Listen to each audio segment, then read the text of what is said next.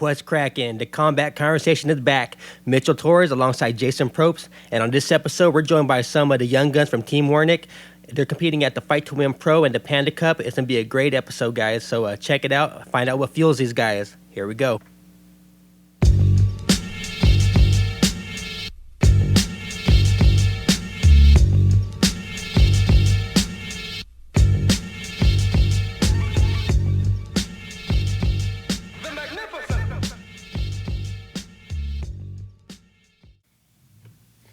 All right, the Combat Conversation. We're back from Werneck Family Jiu-Jitsu in Roseville, and we got some of the Team Werneck in here.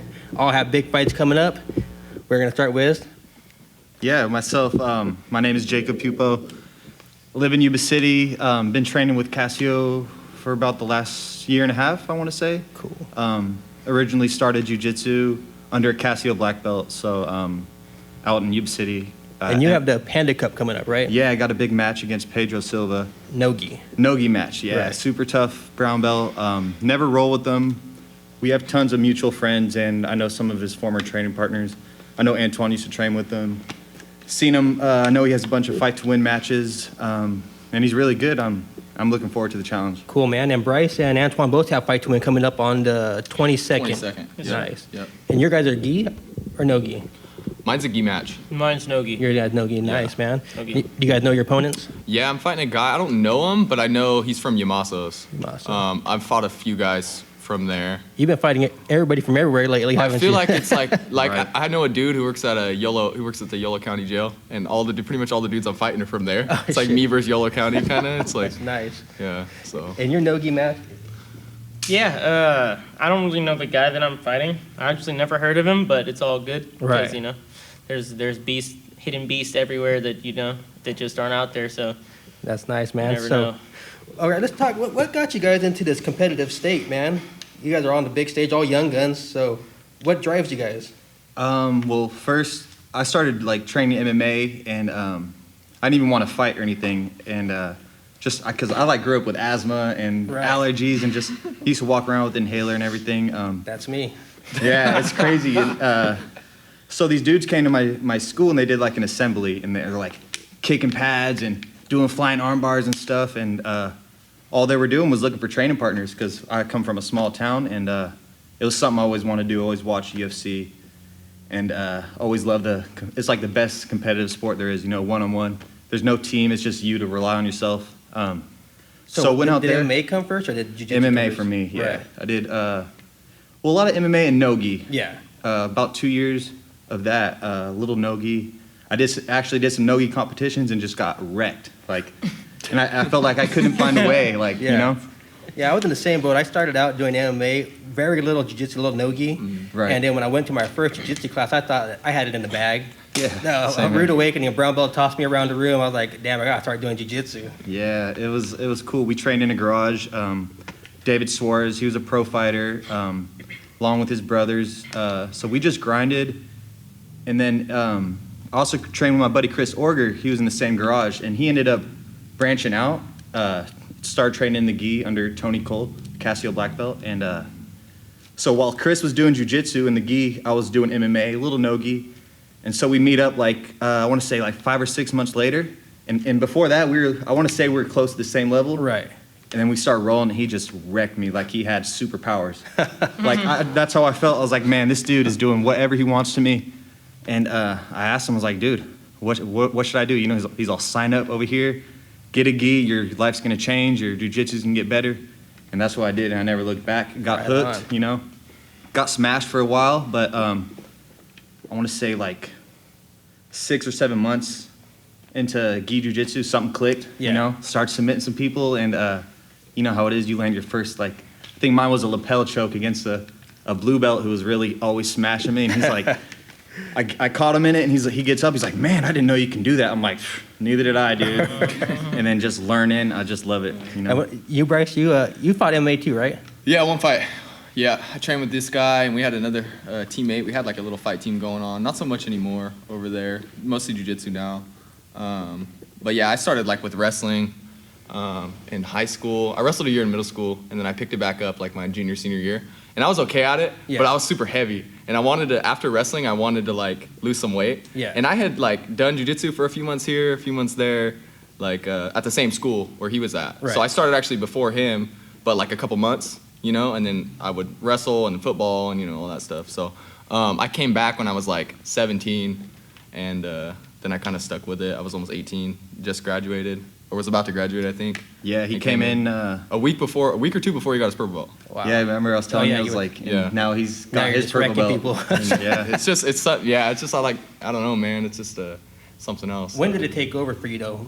It was after high school? Yeah, I'd say like, I think it was like March, like almost out of high school, and then I just like, I kept getting caught. Like he would triangle me, and I'd be like, dude, what the heck? And then I'd roll with someone else, and they just smash me, and I'm like, you know, as a wrestler, you want to be on top, you want to be smashing, you know, like grab a double leg, and my head would go down, and then they'd loop choke me, and I'm like, what's going on, you know? And it's just like, I don't know, it was just like a progression of things, and then I just really got into it. I just started training like once a day, and then twice a day, and then as much as I could, Damn, you know. that's so. nice to get those hours in. Yeah, for sure, you know, and like it helped going to school. I don't go to school right now, I just work, but I'm about to go back. I'll schedule my school around jiu-jitsu probably.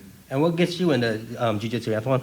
Because you're a brown belt. I've been grappling for quite some time now. My dad's actually a black belt under Cassio Werneck as well, so that's where the jiu-jitsu came from. But I started doing judo with Sacramento Judo Club on Freeport Boulevard. That was my origins. So on judo that. is the base. where it Judo's comes- my base.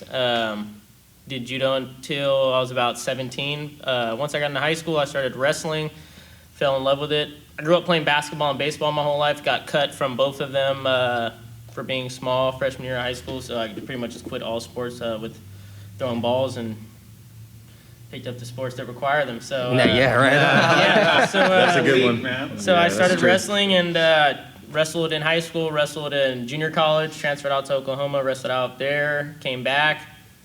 I started doing jiu-jitsu in my garage when I was 16. My dad started doing jiu-jitsu with Dan Monk. He's not really around anymore, but that's one of the throwback names for the guys that they'll hear, they'll know that guy. But they worked together, and so he started on lunch going to do jiu-jitsu at the old school, little down Auburn. Mm-hmm. And he fell in love with it, and he bought some mats in the garage, and everything he learned from Cass, he'd come shit. up and show me. And so I had a plethora of knowledge, as a white belt at least, Yeah. before I actually got out on the mat. And started training with Cassio when I was about 17, trained with a couple of his black belts, former black belt of his, and Davin and Terry Maxwell most recently. I got my purple belt actually from Terry and Davin Maxwell, Wow. and then wanted to just get back to the core of the lineage, and about 2.5 years ago I got back from college. I started back training at Cassio's full time. Wow, that's amazing. And how old are you? I'm 26. 26. Man, that's a world of knowledge at 26. Holy shit. What belt did you get to in judo? A juvenile belt, orange belt. Yeah, Hey, I won man. nationals, but I had some major pride issues, so they kind of kept me back a little bit, and that's one of the reasons why I also quit doing judo too. Is like I just focused on jiu-jitsu, and Right. it was rough. It was rough at the beginning. After a white belt, I got so used to just winning and winning. As soon as I got that blue belt, I got introduced to 50-50. I had no clue what it was, but that's when it really took off. Yeah. Yep. Cool, man. So with all these tournaments coming up, what's changing in your guys' training in general? From just coming to regular class to gearing up for a competition. I'd say just harder training. No rounds out. Intensity. Intensity comes up. You're rolling hard, trying to find the toughest dudes in the room And- to push you. And have you guys fight on Fight to Win yet before? I have. You fought on Fight to Yeah, Win? I got choked. What's that stage like? Because you're above, you're elevated, the spotlight's on Oh, it's you. awesome. Well, I did a bunch of MMA, and it's really similar to MMA. You know, Yeah. you're walking out, big stage, music, all the lights on you. And Fight to Win, there's a lot of people watching. There is a lot of I people think there. sometimes they stream it live, or they do stream Yeah, it live. But I try not let the nerves get to me. Ended up getting caught by another purple belt. But, it doesn't stop me. I want to go back. I think he got his brown belt. Hopefully one day I can see him again and get run it that back. win back. Yeah. Run it back. But it was super fun. Everyone was out there. What they call it, the biggest party? Was it the biggest party on Biggest grappling party or grappling something. or something Yeah. like that. And it is cool. It's cool because they pay you, instead of like paying to compete. You can make some money. You can sell some tickets, make some money, get some sponsors. It's good for your sponsors too. You're getting all this, all these people watching you all over the world. So So your intensity for training for these tournaments, what is the main difference more rounds, longer rounds, eating? I think it's really lifestyle. Because I don't really change up too much. I know everybody's different. Yeah. But I've been on the mat for so long. I've had hundreds of matches. I used to get really nervous, but I try to just look at it like another. Okay, you know what you do. You train how you train. You know what moves you're good at. You go out there and do what you train. Do what you practice. And so I believe in calisthenics and body weight exercises. It's extremely beneficial for grips and everything. And I just really think that, until you can handle your own God-given body weight, you should, why mess around with weights or anything like that? So That makes sense. burpees, pull-ups, dips, push-ups. I like to do that a little bit before and after class. You got to do the extra things. You got to do what other people aren't doing. You got to take that extra step, and it's got to be how you live. So Yeah, that makes sense. You're living it. You're in the gym anyway, so bring it to the mat, to the competition level. yeah. What's up with you, Bryce? What are you looking for into this Fight to Win Pro, your debut? Yeah, man, I'm looking forward to it. I'm not too nervous, as he said. I feel like the best way. I try to compete a lot You do because I compete feel a lot, I man. do. Yeah, so I try to compete as much as often because I feel like the more you compete, the less pressure. So regardless if it's a big event or not, I try not to think about that. I just think it's another match. You know what I mean? What weight class are you going to be at? So I'm fighting at 195. 195. Yeah. Okay. So I usually fluctuate between like 195 to 205 at the most. So if I compete in like IBJJF or something, I do heavyweight because I feel like I may not be as strong, but I feel like I'm a little faster. Yeah. I play a different game than those guys, so it's kind of beneficial that way. How tall are you? 6 something. I Yeah, don't know. 'cause you're pretty tall, man. Like 6'3", 6'4", something like that. Yeah. 5 something. Yeah. Something That's like cool, that. man. So. So, what gets you into the gym every day? Man, I've had a lot of injuries, and I'm just, I thank God every day that I walk out of a practice and I'm not injured. Like I said, I've been on the mat for so long, and I've never had any major injuries until I got to my last 2 years of college, and I tore my ACL twice, and so last year I got 2 surgeries. I tore my meniscus as well, so I got a meniscectomy, and I just appreciate every second on the mat. So like last year, today, I was on the couch recovering from surgery. So this Fight to Win was not even like an option. Right, So man. I'm doing what I love, getting paid to do what I love. That motivates me to be in there. Yes, sir. That makes sense. Damn. Last year on the couch after On surgery. the couch. And this guy he was still going in the gym just to hang out He and was. watch. And it's, he wants to be there, Doing- hurt or not. So, Yeah. it's a lot of motivation. Yeah, just right to get there, man. Because sometimes if you can't compete, something like it hits your stomach, like, man, I can't be on the mat, but you're still watching it. I just look at it like if I got paralyzed, it was like I would still come to jiu-jitsu Yeah. and watch. If I was paralyzed from legs down, Tyler would be my main training partner, Tyler Yeah. Bray. It would just be no thing. But if it was neck down, I'd still come in. I'd still want to be a part. I'd still want to support. I love jiu-jitsu. It's brought me and my dad's relationship together. It's, Yeah. so I love jiu-jitsu, and so That's what I tell people that bring their kids in. I go, you got to get on the mat with them. Experience what they experience, because it's not. They look at it like they can't do it. They're too old. I'm like, you're never too old. I mean, I've seen some really old dudes jump in the mat, and if you have a kid, bond with them on that. I think your relationship grows. it's been some of our best bonding moments. I'll definitely say, yeah. That's not. And what gets you in here every day? Man, it's just like, I don't know. I think it's just like, it's funny because if I don't train, I feel like I'm like, it's a problem, It's Yeah. like, oh man, I'm not training and I could be, I'm Yeah. always trying to train. Like, you could ask my girlfriend, she's like, oh, you're going to train again. I don't know. I guess it's just mentally, like I enjoy it. Yeah. It's something I enjoy. And if I didn't do it, I'd probably supplement with something else. Right. But I really do like to do it, so I'm always there. I just try to come in, even if I'm tired, or if I'm Yeah. late, I still try to come in and sometimes I'll stay after and get some work in, teach some guys. I try to get in 5 to 6 days a week, and when I went on vacation, that was the longest 3 weeks I had.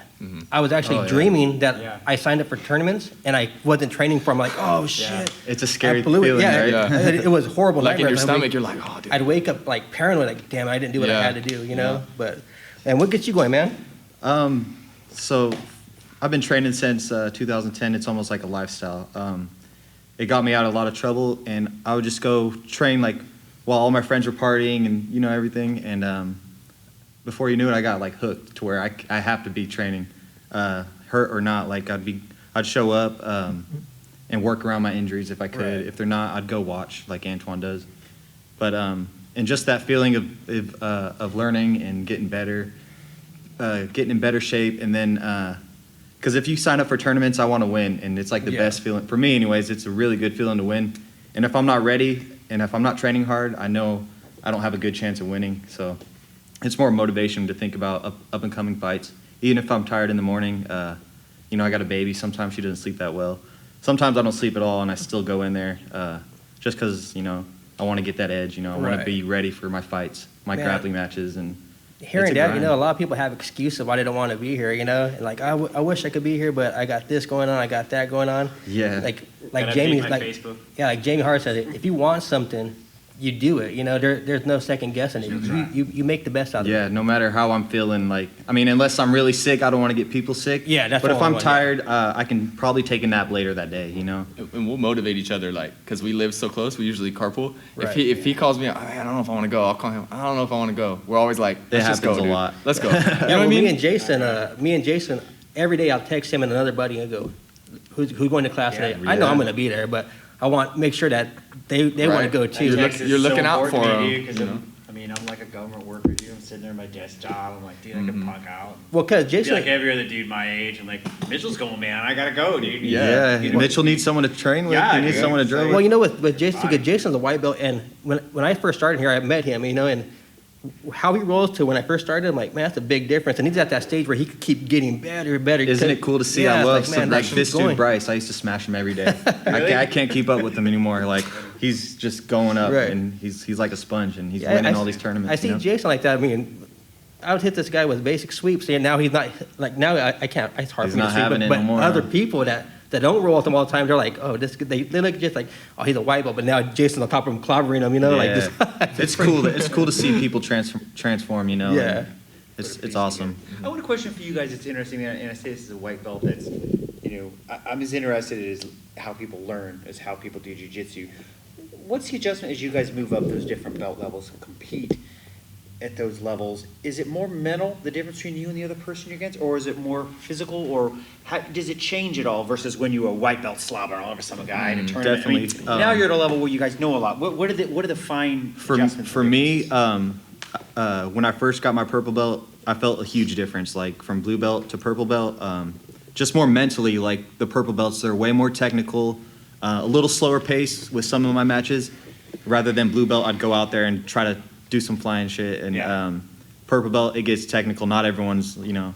And you get some purple belts that are like, nowadays they're really good. They can be easily on a black belt level. And so I've been trying to be more patient and look for openings instead of trying to create openings that aren't going to happen, you know. Right. So at that last Grappling X, not the one that happened recently, but the one before that, your matches, they were fast paced, man. I couldn't believe you guys were like cats in a scramble. I was like, holy shit. I had a blast. And just the week before, we went to Naga, and I lost my first match against a dude I beat before, and then I won another one.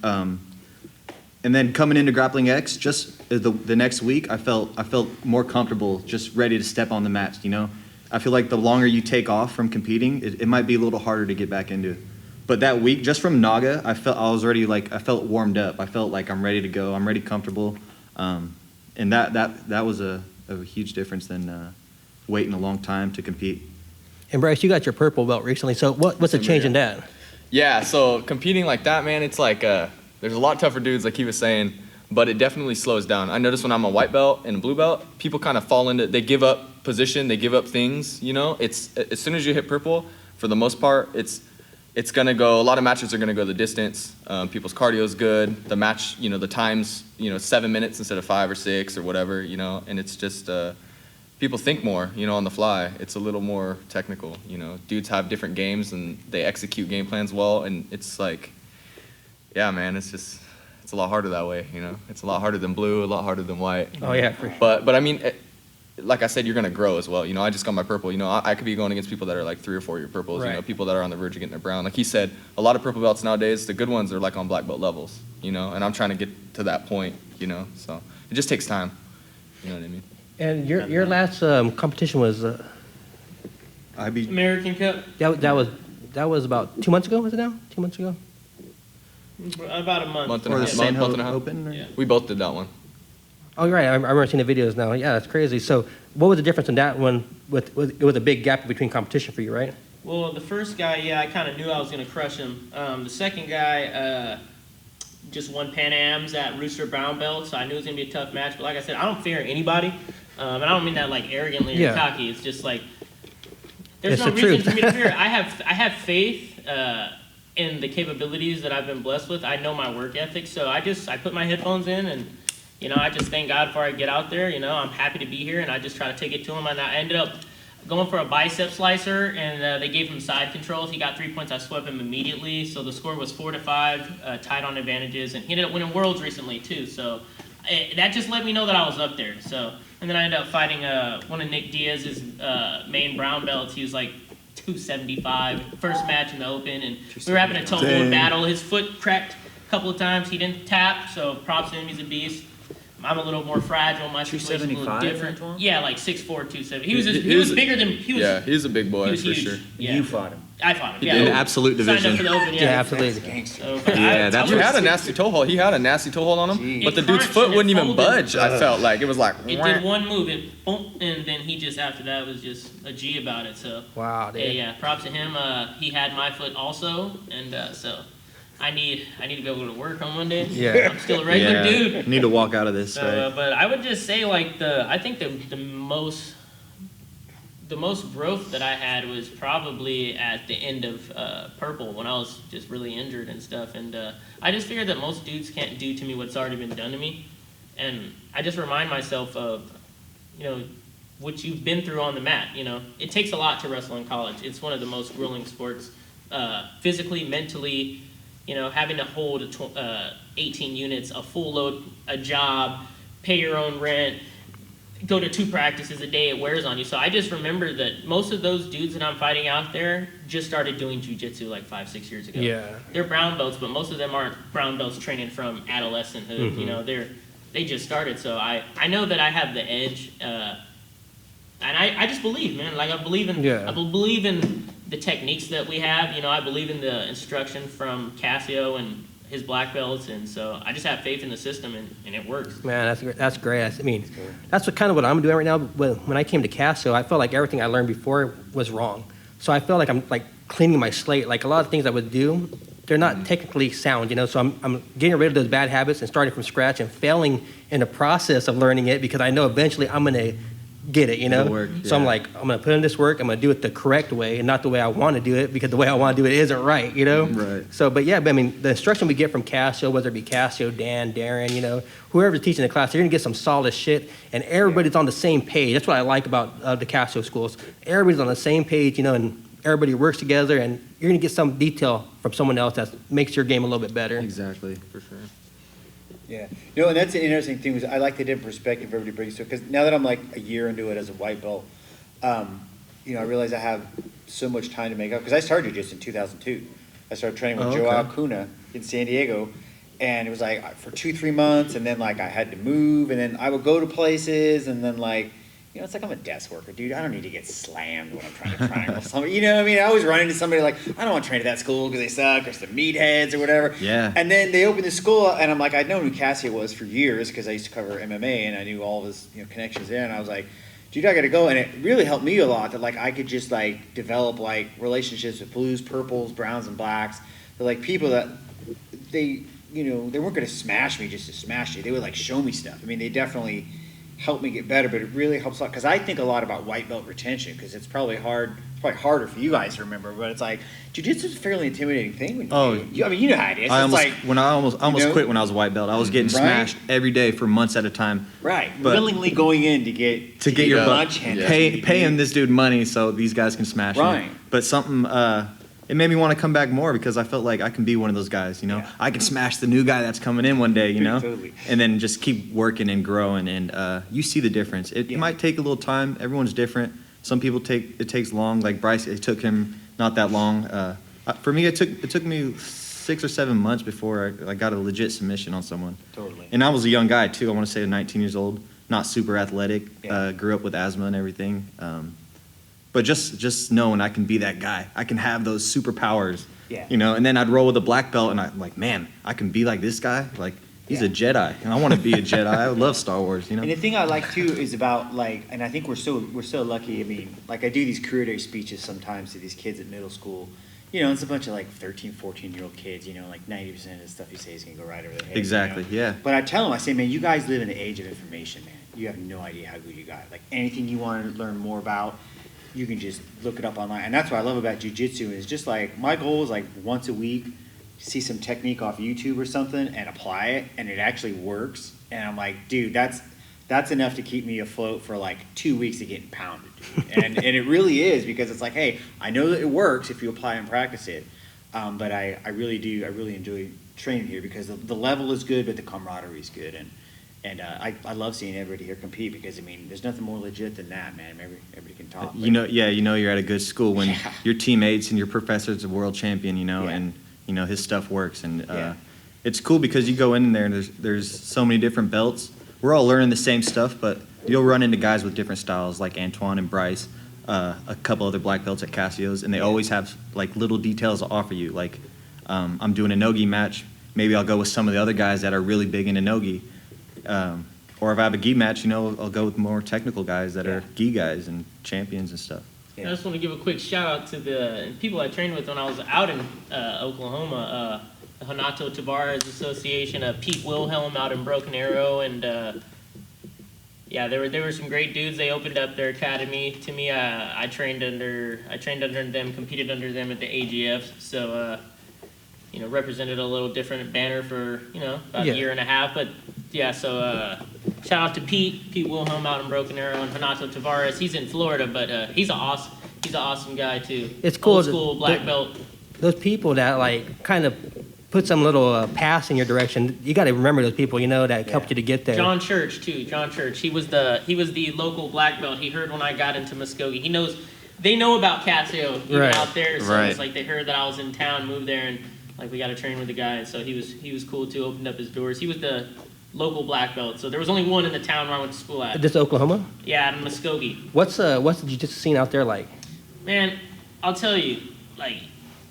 You go to every tournament and you know it's just I'm getting that chain, like that gold medal's mine. It's progressed. Right. It's gotten better because everybody, like you said, we're in the age of information. Everybody can see everything. Yeah. You can flow. Fight to Win helps expose a lot of jiu-jitsu for people. So it goes to Tulsa. It goes to like these Midwest places where they don't have they have AGF and that's it. They don't have any other exposure. So everybody is catching on, and a lot of people are getting better. My boy Benji Silva just actually fought Kevin Williams from. He's out near Broken Arrow, actually, a brown belt, and he's under Pete Wilhelm, Hanato Tavares Association. So things are growing, but I definitely will say that California is like the mecca of jiu-jitsu. Right. Oh, yeah. And I know because the quality of our training and level of our training, I know that when you go out there and you compete out there, it's you can try things, right? Yeah, I remember when I was first started training, I was in the Central Valley, and I went to like one of my first few tournaments. I remember seeing who was it? Tyler. I seen Tyler there. Mm-hmm. That's Central Valley running it, doing tournaments in the Bay Area, watching guys from this area. At this is like 10 years ago almost. It's like god dang, the people here, wherever you're at in the Valley or the Bay Area, everybody's so good, and you just run into each other at these tournaments, and look, 10 years later, these guys are still competing against each other. It's like, man, that's a... It's like growing up together. Right, exactly. Yeah. And then you can see their progress, and just learning all the time. I mean, we have it so lucky out here. When I lived in Atlanta, Georgia, and people found out I was from California, man. You were a hot commodity. Dude. All I got to do is show your ID. That was it, man. And everybody wanted a piece of me. Like, god dang it. And I'm not even that good at the time. I'm just out there like, you're from California? I haven't signed up yet. You want to roll? I'm like, shit, man. Let's do this. For weeks, I was in a Epsom salt bath to try to cover because I didn't want to say no, and I had too much pride not to roll. So I'm like, let's do this. To represent Cali. I would pull up to the gym and just sit there like, damn, do I want to get out of my car right now? Because I have a ticket on my head, like, and Southern boys waiting for you. Yeah. Hey, but you know what? That got me into shape so quick, because I have to show up and they're gonna test me. So let's make it through it. Yeah. Which gym did you train out there? It was called Gentry MMA and Fitness. They became SBG. It was a Jacare black belt. Philippe Gentry, what's up, Philippe? It was a good gym, good school. Kickboxing, MMA fighters, and that school has some talent out there, man. Oh, yeah. It was a really fun place, and it was running 24 hours, man. They had a CrossFit place below it, legit CrossFit place, full cage, and they're legit kickboxer that fight K1, and it was a gym and a half, and it got me into shape to begin with because I was so out of shape, man. I mean, I wasn't even training full time. I'd get before that, I would train like once a week, just on the decline, living unhealthy, And then when I got out there, those guys jump started me. And then when I moved back to California, it was like, all right, I'm back. I got to keep going, keep the momentum going. And running into the Darien and coming here and training, man, it's like, man, it changed my life again. Yeah, it's awesome. Like almost the same way when I first got into jiu-jitsu. That's how I feel right now. I feel like, damn, I'm loving every second, Just learning every minute. and that's how I feel about when we signed up at Cassio. It was like I was at the gym in Yuba City and sort of learning the same moves, going over the same stuff I've already been doing for a few years, and then like started going to Cassio's and I'm just learning all these new moves and these training with new people with different styles, and it just made it more fun again. Like like when you're a white belt and it just clicked, and it's been fun ever since. I'm always learning, getting out there competing, and I can tell the difference from since when I've been competing at Cassio's. Like my levels, I feel way better, more confident too in my. So what's getting you abilities. guys to sign up for these tournaments, or just even having a thought in your mind? Because some people do jiu-jitsu just to train, but not everybody comes to jiu-jitsu for a different reason. Some people just want to make their work day better. Some people just want to be in shape. But then you guys got competitors. What's the competitor mind? What gets you in here to do this stuff that makes you want to compete? For me, it's a little bit of everything. Staying in shape, and when I compete, I feel like it makes my mind sharp, and Right. I want to prove not to everyone else, but to myself. I probably won't win like a world championship medal or something, but if I can compete pretty often and stay consistent, get some wins, and that'll make me happy.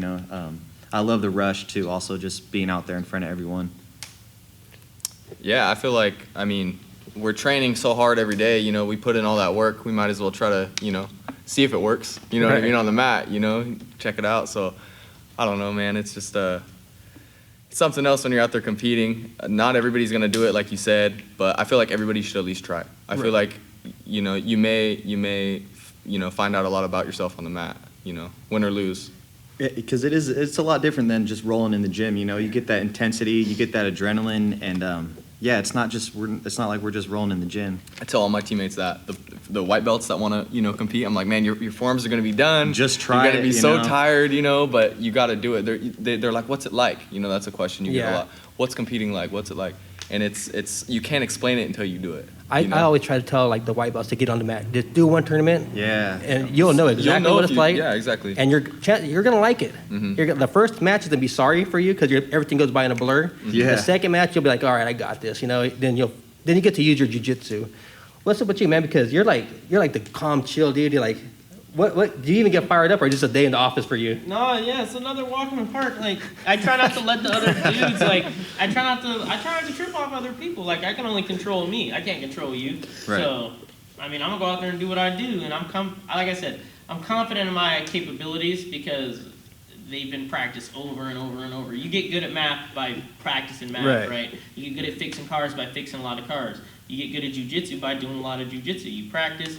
You make it your lifestyle. And I've been competing since I was 10 years old. I've been small my whole life. I'm not a very big man today. I weighed 80 pounds as a freshman, so I've always had that chip on my shoulder, like I gotta prove myself. But now it's not a pride need to compete. It's more of I just love the sport. And you know what? I practice my craft. I just want to see what I'm capable of, and I believe that I'm capable of the best results because.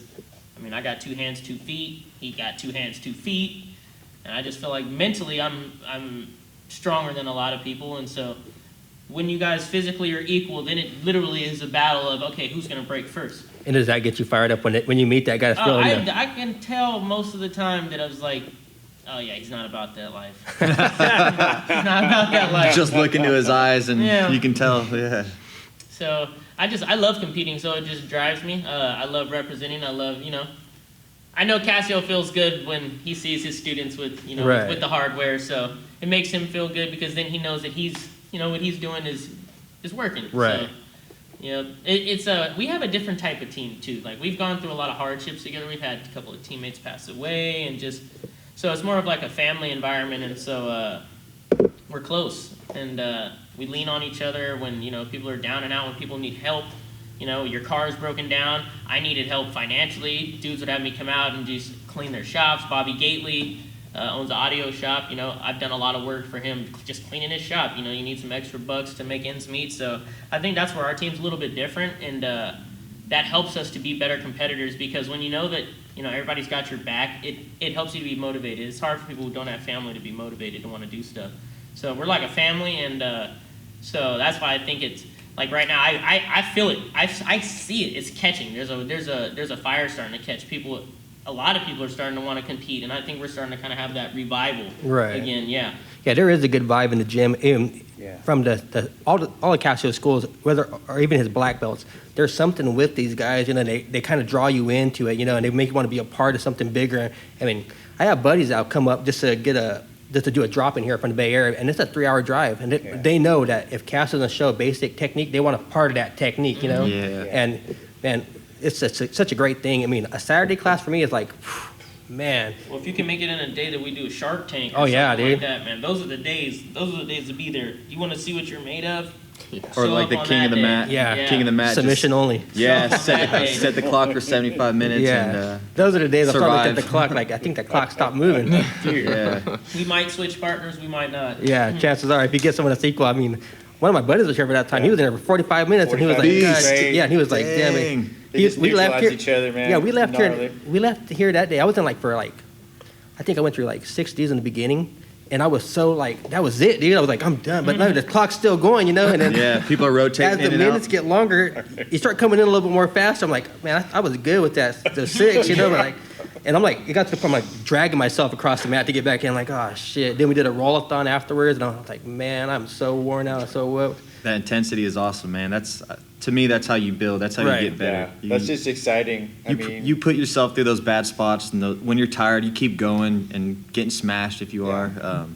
For me, that's how I learn. Right. Get smashed and try not to let it happen again. I get smashed a lot in here, man. I'm not gonna Me lie, too, dude. I man. get worn. I'm just like, damn it, man. I'll leave here to think to myself, God dang, what happened? You're learning, though. Yeah, you are Because, learning. Yeah. I lived a lot of jiu-jitsu life with pride and, wanting to just tap people. You don't get any better. Yeah. You stay being able to beat up those dudes that you can beat up in the gym. Mhm. As soon as you go compete, you get scraped. Yeah. Because you focus on not getting tapped. But, if you get tapped, take that note. Take Right. that mental note. Put yourself back there and see if you can, conquer that situation versus, screw that. I'm just going to avoid it. And I'm just going to Dr. Dave, shout out Ezekiel him. Yeah, for sure. You gotta step outside your comfort zone Yeah. sometimes. That's how you grow. You know? Yeah. Yeah, when, Love you, Dr. Dave. in October of last year, I hurt my groin pretty bad, dude. And I signed up for a couple tournaments. I was like, oh man, I signed up for these tournaments. I could barely even train, But in that time where I really wasn't, I was still here every day, still training. Yeah, you were. But I learned so much more in that time I was injured. So when the Submission Pro Tour came around, I was like, man, I feel great, But I was like hard on myself, like, oh man, I was worried. Like I signed up for these 2 tournaments, I can barely even walk right now. And one of them I signed up for, the U.S. Open I signed up US for, Open. and I couldn't even walk, dude. I was like, damn, I signed up for it today and I couldn't even walk. I'm like, oh man. You're like, how am I gonna get through this, Yeah. huh? I mean, I got smoked at that tournament, but the process of getting to that tournament, I felt like I learned so much just being here, and just being on the mat. I realized that even though I'm hurt, I could still survive this time, because I went to that tournament like, well, I know I can survive, Yeah. So, I mean, I had that situation happen at Naga. We all went out to Naga and we signed up. They have a really strict no refund policy. Yeah. And we had all signed up, and I had February 12th torn my meniscus, and my ACL was already torn, but established that I needed to get surgery again, and they wouldn't refund me. So a week before my surgery, I'm like, I'm gonna go do Naga. He's Screw it. out there. I did too. lost Get my money's worth. every match. I'm pretty sure I broke a dude's foot. He didn't tap. His foot just demolished, and I actually lost to Logan Petkiss, a guy I previously beat in the Submission Pro Tour. I lost every match, but It was cool though. Your attitude was Yeah. awesome He though. was It cool did- about he it. did we were not going let. out there to have a trip, and Yeah. so it's like, you know what? I'm here with you guys. I know that I'm probably not gonna win today.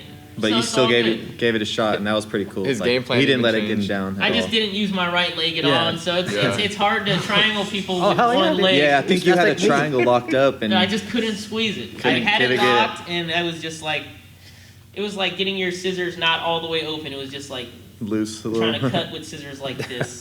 Yeah, so Oh man, that's great. I mean, all you guys bring a little something different to the table. I mean, that's the good thing about jiu-jitsu, you know?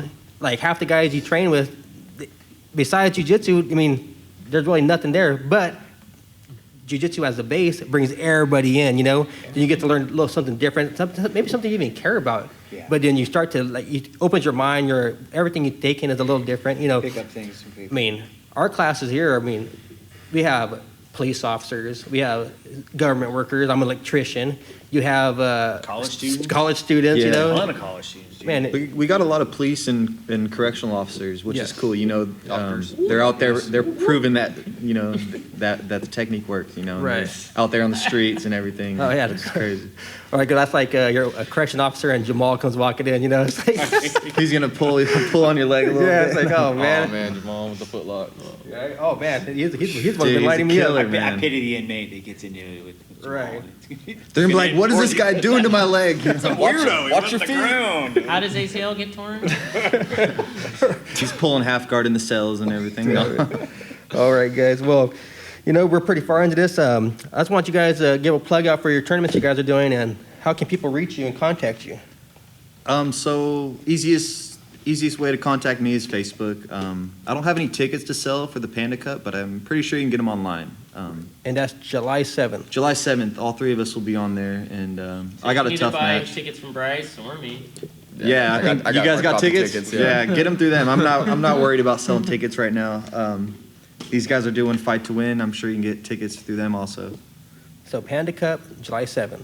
Yes, Yeah. sir. And Nogi. Nogi, I think we're all doing Nogi, right? I'm doing nogi as well. I'm actually going to be in a gi, so I'm going to have to relearn some things again because I abandoned my gi for the past close to like 2 months now. So Panda Cup, all submissions are legal, and slams are legal. Yeah, so EBI you- overtime. Yeah, no, you can knock someone out with a slam. Like, yeah. Yeah, I did the last one, and it was like the rule set. It was weird because you'd see dudes, like for example, there was a match before mine, and you see this dude, man, he's all over this guy, right, just smashing him, and then they go to that overtime, and he wasn't as Right. good as the rules, he loses. Yeah. It's like, man, that dude worked that guy for like 10 Exactly. minutes, man.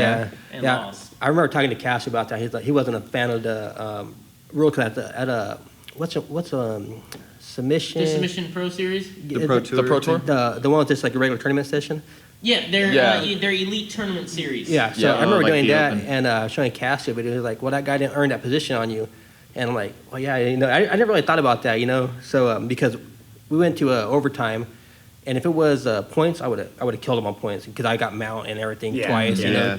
And You were all over that, but then it came to overtime, and he got he started an armbar position, and Cassio, well, he didn't earn that. Told me he don't earn that position, so you know, if he did get it to you, that's something he didn't earn.